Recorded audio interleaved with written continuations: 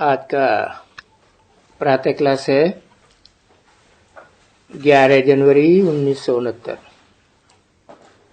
शनिवार। और रूहानी बाप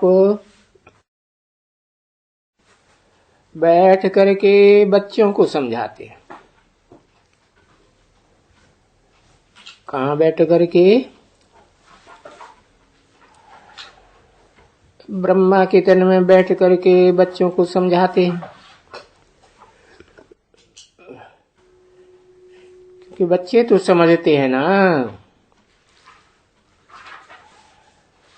रूहानी बाप के रूहानी बच्चे तो समझते हैं। पढ़ाया किसको जाता है? पढ़ाया जाता है अनपढ़ों को, बेसमझों को। अभी बेहद का बाप आते हैं,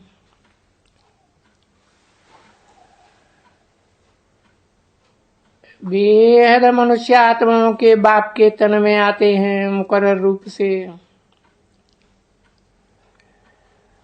पहले तो उसी में आते हैं और रूहों का बाप आते हैं, तो उनको कहा जाता है ऊंचे से ऊंचा भगवंत। क्योंकि साकार सृष्टि में ही ऊंचे और नीचे की बात होती है, और वो ऊंचे से ऊंचा भगवंत किसको पढ़ाता होगा? जरूर ऊंचे से ऊंचे उन बच्चों को भी पढ़ाता होगा जो कलयुग के अंत में आकर के अनेक जन्म लेते लेते इंद्रियों के सुख भोगते भोगते बेसमझ हो गए। ठीक है ना? इसलिए उनके लिए कहा ही जाता है जो अंतिम जन्म में आकर के इतने बेसमझ हो गए कि विनाश काले विपरीत बुद्धि। नंबर बार बेसमझ हो गए, नंबर बार विपरीत बुद्धि हो गए। अब ये विपरीत बुद्धि कैसे हो गई है? देखो, उन शास्त्रकारों ने लिखा हुआ है ना,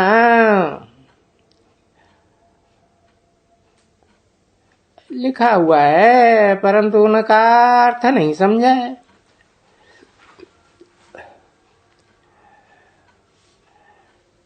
नहीं समझा है तो गोया 84 लाख जन्मों में वेद के बाप को भी ले आए, आत्माओं के बाप को।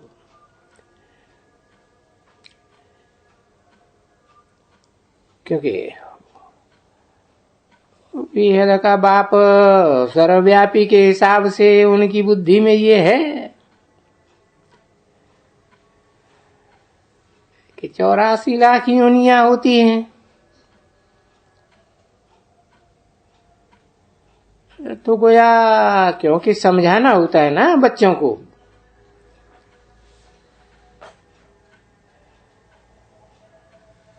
अब ये तो सेकंड नंबर में वो ये क्लास है या पॉइंट देना है।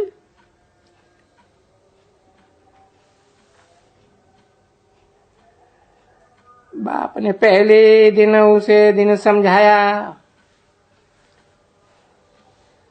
शायद बहुत बच्चों को भूल गया होगा। अभी भी कोई नए बच्चे आते हैं तो उनको हद के बाप और बेहद के बाप का परिचय देना चाहिए।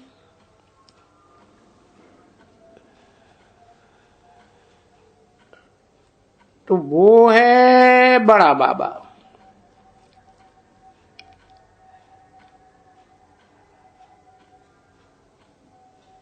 और वो है छोटा बाबा। क्योंकि बेहद के बाप दो हैं, बेहद आत्माओं का बाप। और वो तो सिर्फ मनुष्य सृष्टि का बाप है। तो बड़ा कौन हुआ? आत्माओं का बाप बड़ा बाबा, मनुष्यों का बाप छोटा बाबा। तो वो छोटा बाबा है, वो है, कहेंगे हद का बाबा है, क्योंकि एक एक जीवात्मा का बाबा है।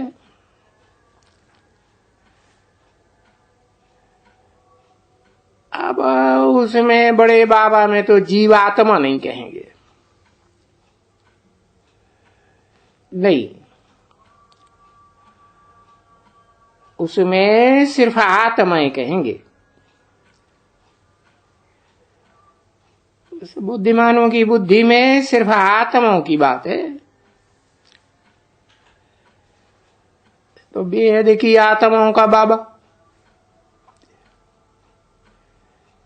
ये तो समझते हो ना मीठे बच्चों। ये जो बेहद आत्माओं का बाप नॉलेज देते हैं, सो सब एक रस धारण नहीं कर सकते। कोई तो 1% धारण करते हैं, कोई 95% धारण करते हैं, क्योंकि बाप का टाइटल तो देंगे ही नहीं उनको।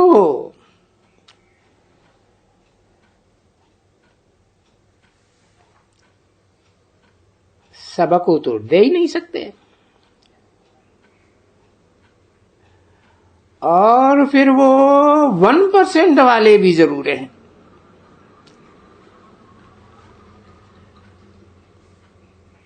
ये भी तो समझ की बात है ना, कि कम परसेंट वाले बहुत होंगे।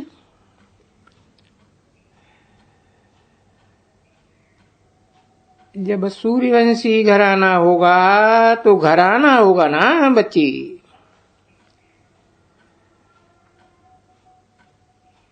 क्योंकि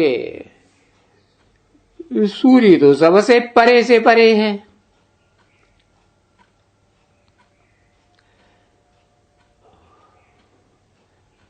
उससे ऊंचे तो कोई भी सितारा चंद्रमा वगैरह हो ही नहीं सकता।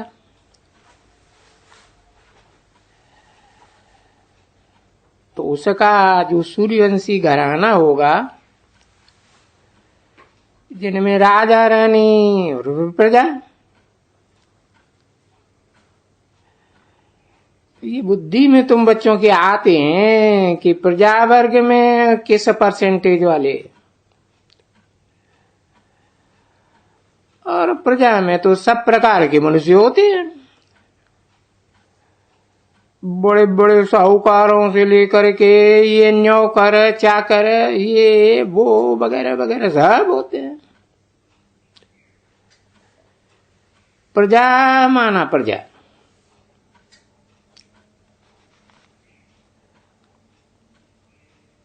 तो बाप कहते हैं ये पढ़ाई है ना, प्र माने प्रकृष्ट रूप से, जा माने जन्म लेने वाले। ये कोई हद के जन्म की बात नहीं है, ये तो बेहद की रूहानी पढ़ाई में बात बताई जाती है। और पढ़ाई तो जरूर हरेक अपनी अपनी बुद्धि के अनुसार ही उठाते हैं। हर एक स्टूडेंट, चाहे वो हद के स्टूडेंट हों, हद की पढ़ाई के, चाहे बेहद के स्टूडेंट रूहानी पढ़ाई के हों, सो भी मीठे मीठे रूहानी बच्चों को ये मालूम है कि ये पार्ट मिला हुआ है।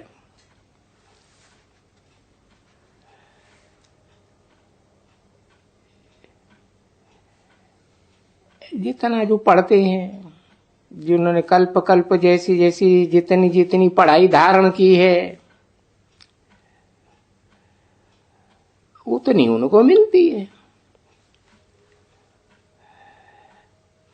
अच्छा, पढ़ाई छिपी तो नहीं रहती है, बिल्कुल नहीं।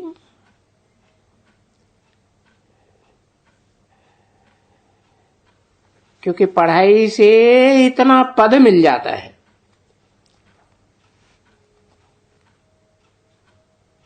नंबरवार पद, ऊंच पद है, नीचे पद है, मीडियम। सो तो बाप ने समझाया है, या आगे चल करके जैसे जैसे जिसने पढ़ाई की है, फाइनल इम्तिहान तो होना ही है ना सबका।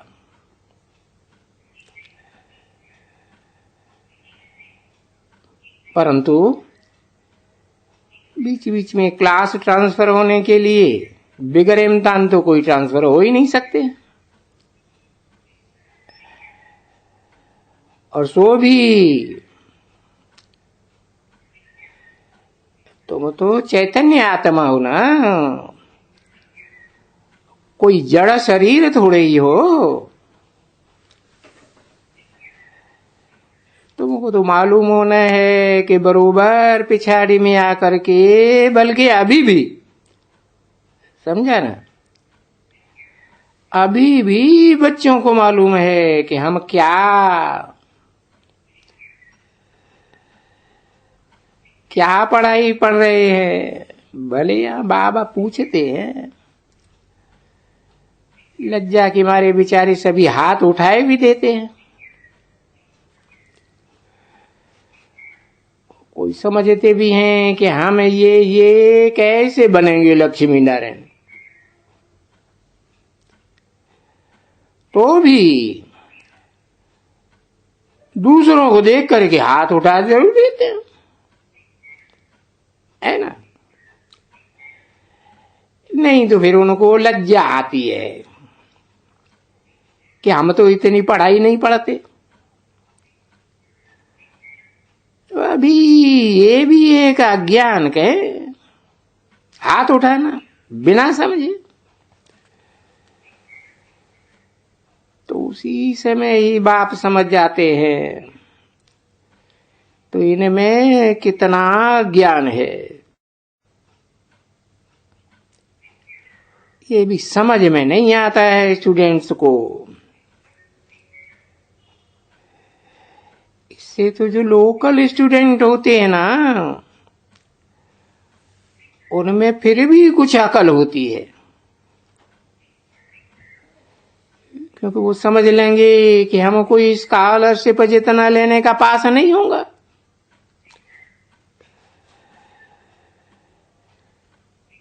तो फिर उस समय में ये भेंट की जाती है कि इनसे तो वो अज्ञानी अच्छे हैं,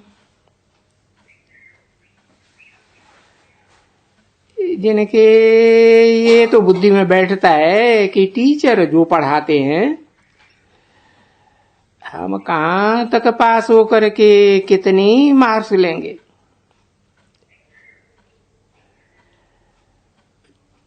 तो वो कच्चे स्टूडेंट थोड़े ही कहेंगे कि हम पास होकर के पास विद ऑनर हो जाएंगे। तो सभी हाथ उठाएंगे। कभी सुना है कि पास विद ऑनर हो जाएंगे? कभी देखा है कभी? देखो, इससे सिद्ध होता है कि बिना समझे जिन्होंने हाथ उठाए दिया वो ठीक नहीं है, इनकी बुद्धि ठीक नहीं है ना। बुद्धि आत्माभिमानी नहीं है, देह अभिमानी है।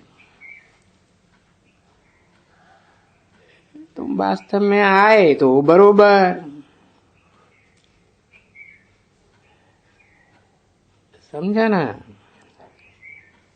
किस लिए आए हो? यहाँ ये लक्ष्मी नारायण बनने के लिए आए हो।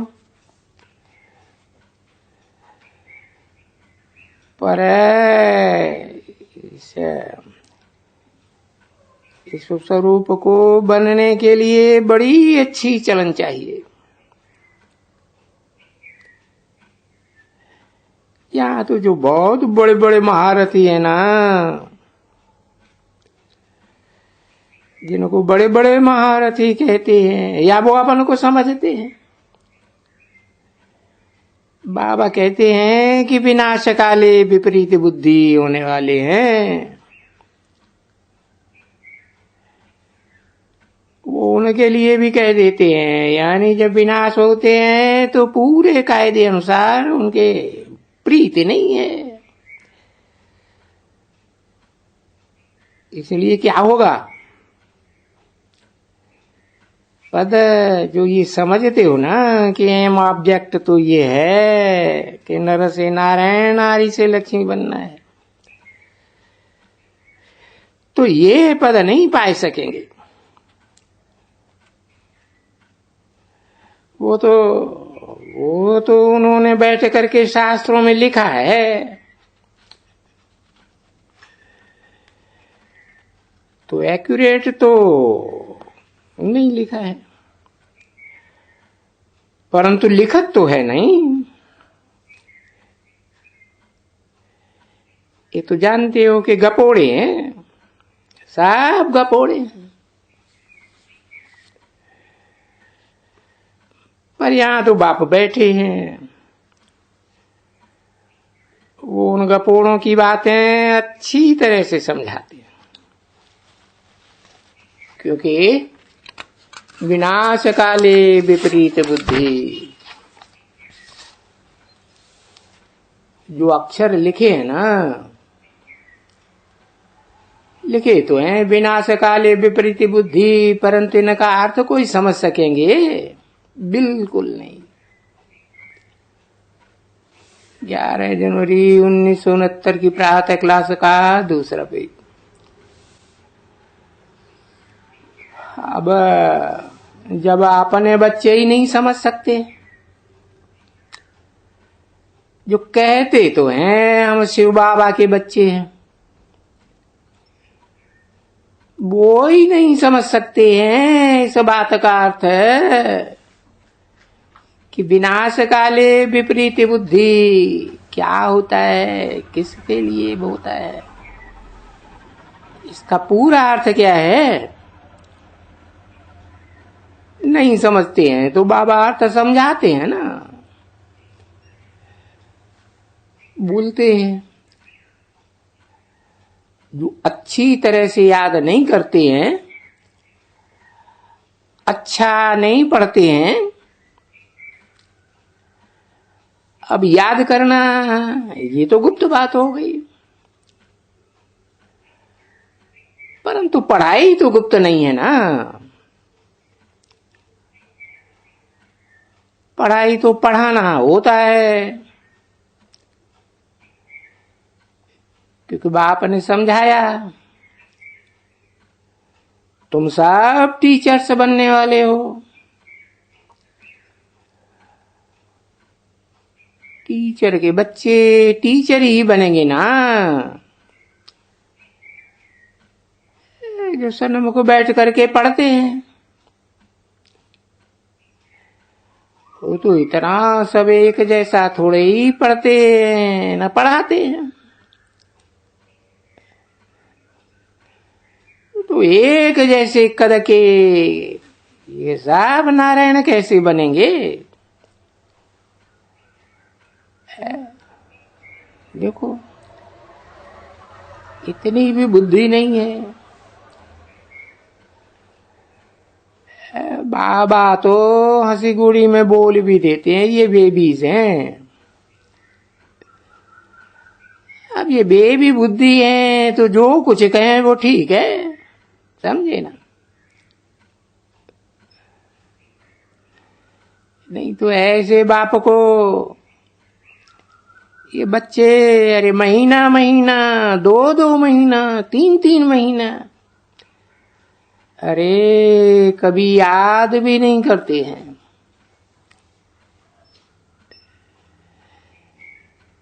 याद ही नहीं तो मालूम कैसे पड़े?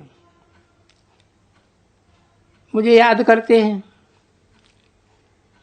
तभी पता चलता है जबकि कोई चिट्ठी आवे कि मुझे याद करते हैं। और फिर ये उस चिट्ठी में सर्विस समाचार भी हो कि मैं ये करता हूं, वो करता हूं। बहुत चाहिए सर्विस का समाचार। यहां तो न कोई किसी का सबूत, किसी का नहीं। बाबा कहते हैं ऐसे जो देह अभिमानी हैं, न कोई सर्विस का सबूत और न कोई याद प्यार की बात।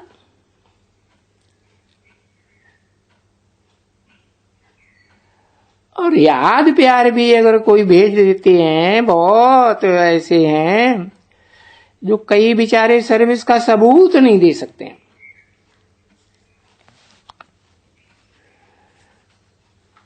सर्विस की हो तो फिर लिखें भी।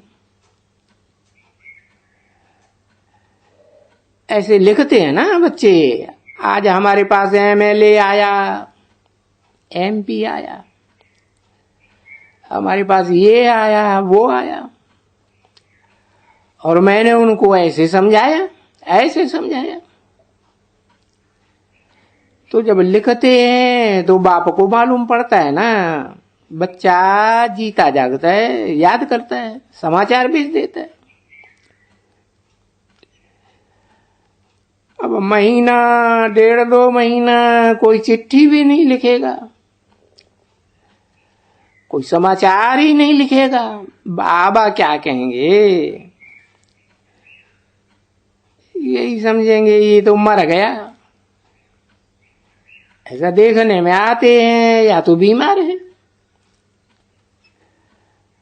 अब जो बीमार पड़ जाते हैं वो चिट्ठी तो नहीं लिख सकते हैं ना बच्चे। चिट्ठी लिखते हैं, बाबा मेरी तबीयत ठीक नहीं थी, इसलिए इतना दिन चिट्ठी नहीं लिखी आपको। तो भी कहे भाई ये भी कायदेसर बात नहीं है। नहीं, कोई भी समाचार नहीं, न बीमार, देवान या बाबा कोई वक्त में, ये मुरलियों में तो बहुत ही समझाते रहते हैं ना। तो बस वो सुना, अहंकार आया, बस चिट्ठी नहीं लिखेंगे। चिट्ठी नहीं लिखेंगे, नहीं लिखेंगे, नहीं लिखेंगे, तो वो याद ठहरी नहीं। याद ठहरी तो बाप भी याद किसको करे, क्योंकि याद से याद मिलती है। परंतु ऐसे भी बच्ची बहुत हैं देह अभिमानी टट्टू, जिनको कहा जाता है देह अभिमानी टट्टू है ना। देखो रावण के ऊपर टट्टू दिखलाया ना,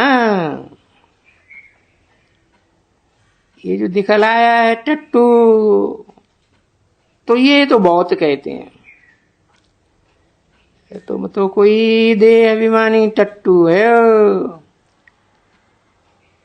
अभी देही अभिमानी और देह अभिमानी कुछ जानते तो नहीं है, परंतु ऐसे कहे जाते हैं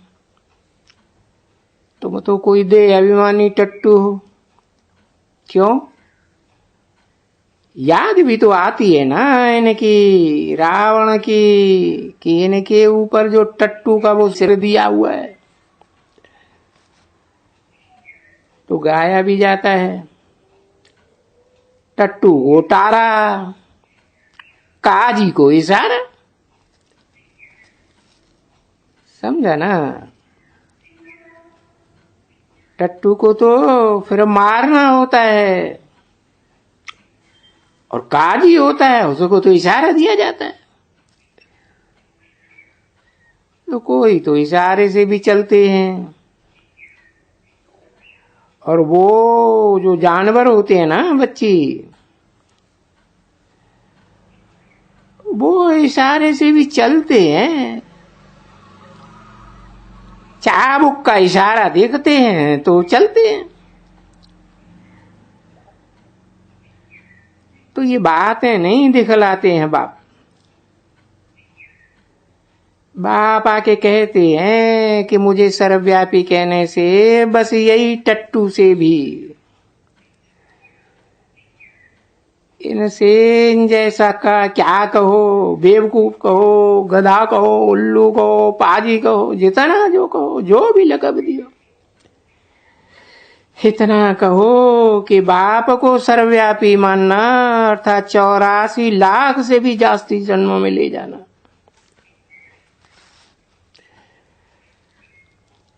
वो तो मनुष्यों को तो कहा जाता है पत्थर बुद्धि, यानी ये है उनकी पत्थर बुद्धि।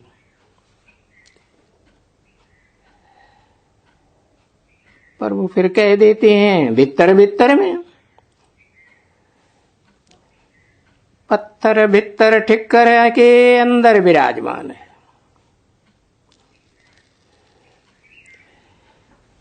तो ये बेहद की गालियां हुई ना।